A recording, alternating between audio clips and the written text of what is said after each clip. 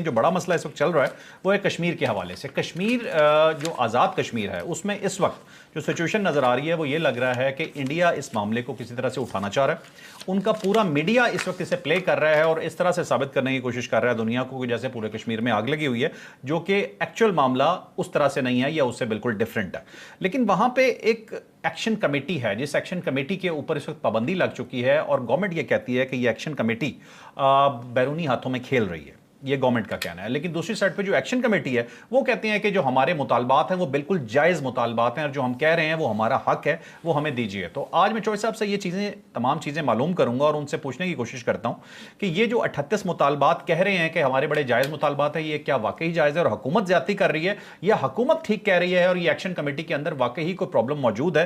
क्योंकि जो हिस्ट्री उठा के हम देखते हैं पिछले साल की, तो 7 पुलिस वाले शहीद होते हैं और सैकड़ों के हिसाब से लोग जख्मी होते हैं और बहुत सारी ऐसी चीज़ें हैं जो शायद हम आपको खुल के बता भी ना सकेंगे पिछले राइट्स के अंदर क्या कुछ हो चुका है। और अभी कश्मीर को बंद करने की बात की जा रही है, वहां पे फोर्सेस भेज दी गई हैं। तो ये सिचुएशन पूरी चल क्या रही है, अब कौन राइट साइड पे है और कौन यहां पे रॉन्ग साइड पे है, ये आज डिस्कस करेंगे इस वीलॉग में।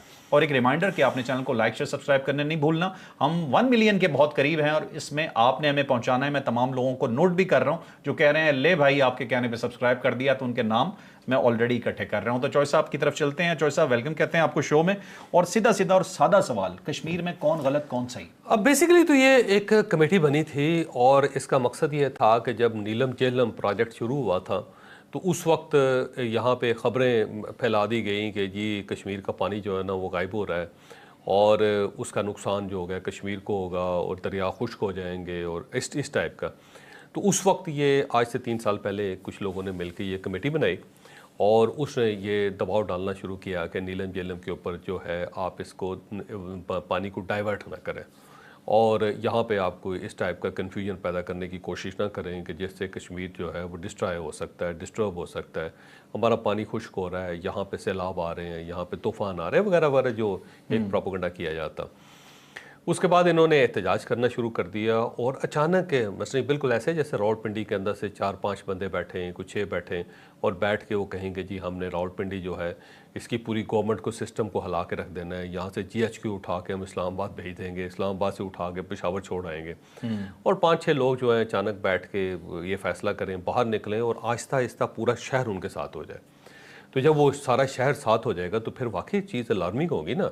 इसका 2 ही मतलब होंगे, एक मतलब ये होगा कि वाकई कोई जुल्म हो रहा है और पूरा शहर जो है उसकी राय एक ही है और 4 लोगों ने लीड लिया, बाकी सारे फिर उनके साथ इकट्ठे हो गए। दूसरा ये है कि कोई और है जो मैनिपुलेट कर रहा है इसको, जो इन सबको इकट्ठा कर रहा है और उसने इकट्ठा करके सबके खिलाफ एक महाज बनवा दिया या एक पार्टी के खिलाफ महाज बना दिया। ठीक है। तो जब ये हुआ और उसके बाद आहिस्ता आहिस्ता वहाँ पर मोमेंटम पकड़ गया और ये 32 लोग थे जो बड़े पॉपुलर होते चले गए और ये 32 लोग भी ऐसे हैं जिनकी कोई पॉलिटिकल एफिलिएशन अगर है भी तो बड़ी माइनर सी है, होता है कोई लीडर होते, कोई ऐसा नहीं था। और दूसरा ये है कि ये कोई बहुत ज़्यादा इन्फ्लुएंशियल लोग भी नहीं है। तीसरा ये है कि ये कोई बहुत बड़े अमीर लोग भी नहीं है। तो इन 32 लोगों का खड़ा हो जाना और उसके बाद वो आगे बढ़ते चले जाना और वो बड़ा अलार्मिंग था। बहरहाल उस वक्त क्योंकि सूरत मुख्तलिफ थी और इस्टेब्लिशमेंट फंसी हुई थी बुरी तरह। पाकिस्तान तहरीक इंसाफ का जो इशू था उस वक्त भी फिर इन्होंने कहा सेटल करो इनके साथ। वो सेटलमेंट हुई, वो एक एग्रीमेंट भी हुआ और एग्रीमेंट होने के बाद चलता रहा काम। फिर उसके बाद अगले साल फिर इन्होंने शुरू कर दिया और अगले साल ज़्यादा इंटेंसिटी के साथ किया और उसमें बल्कि फिर पुलिस बुलाई गई और फिर पुलिस के साथ इनका झड़पें हुई और खैबर वहाँ पे कश्मीर के अंदर बहुत ज़्यादा हालात ख़राब हो गए।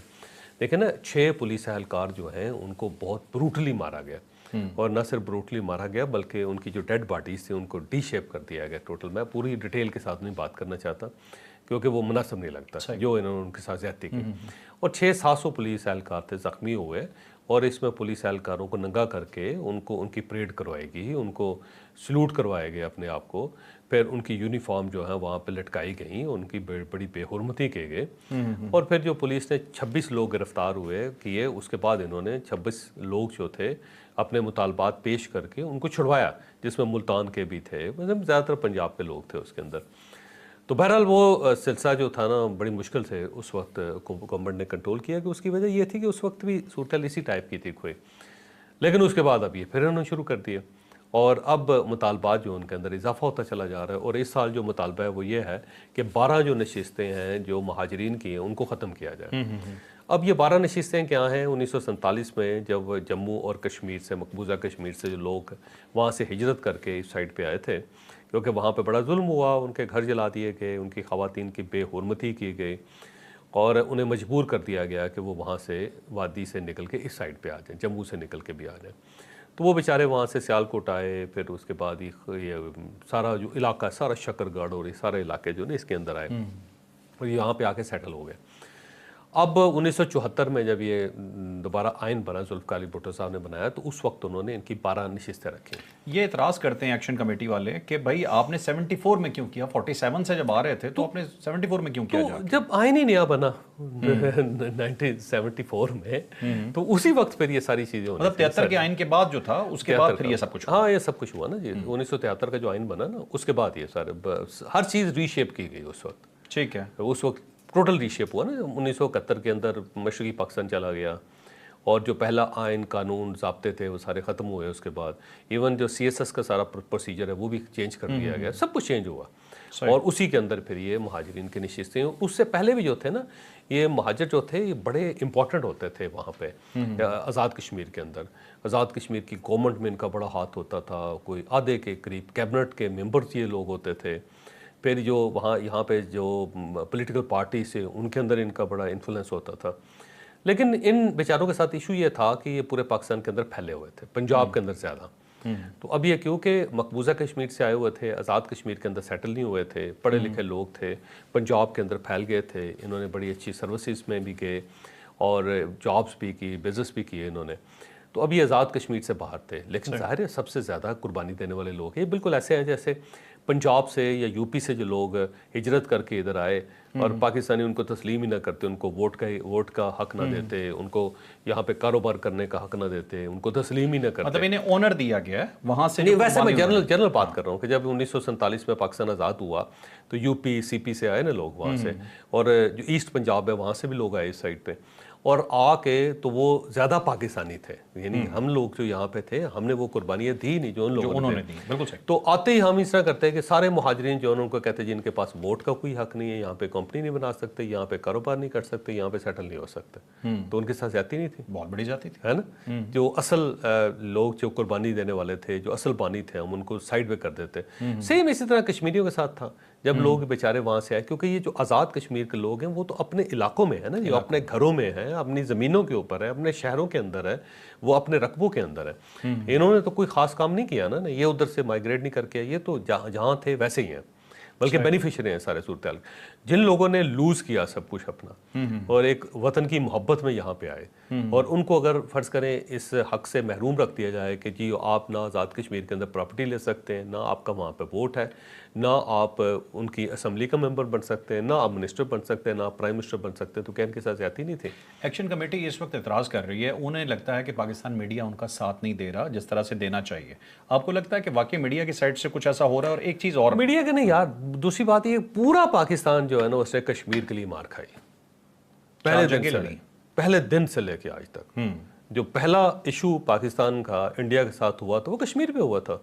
पहली जंग जो 1948 के अंदर जो हुई कश्मीर के ऊपर हुई, तो वहां से पाकिस्तानियों ने मार खानी शुरू की, और वो मसलसल खा रहे आज तक। ये जो पिछली मई के अंदर भी जंग हुई तो किसके लिए हुई थी?